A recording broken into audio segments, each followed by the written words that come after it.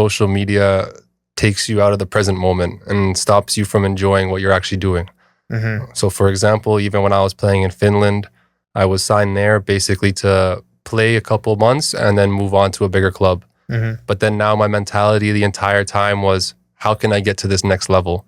Where is this next level? When can I get there? Rather than staying in the present moment, enjoying the process, enjoying my development, enjoying the games, rather than just, living a regular life and having fun. I was always so stressed about that short-term gratification of when can I get the big money move. Yeah. And that really inhibited me to play at my best.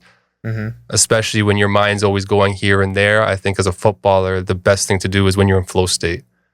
When you don't think about anything, it's just you and the ball, it's just slow motion. And to be in that moment, it's not easy to get into that moment, but there are a lot of various techniques that you can use to enhance those times where you need to get into those moments.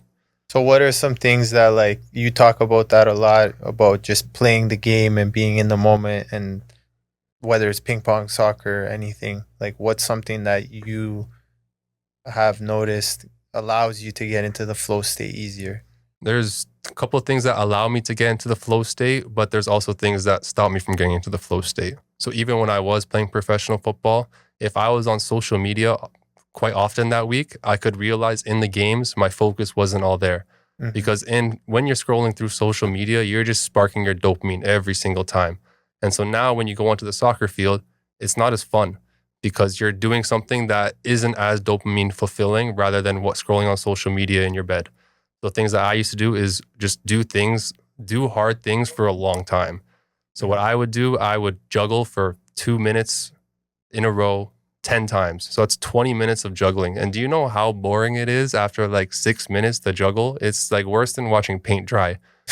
But after you're done that, everything becomes interesting. Because you've done something so boring and you've kept your focus. Because if you don't focus on it, then you're going to drop the ball. Yeah. And as well, then it becomes that little competitive spirit inside of you where you're like, fuck, I dropped the ball. Like I'm not letting myself drop the ball. Yeah. Or you ever had those thoughts where, like, let's say you're even taking a shower or whatever, you're like, if I don't put the shower on cold, I'm not going to make it to the pros. Yeah, I used to do that.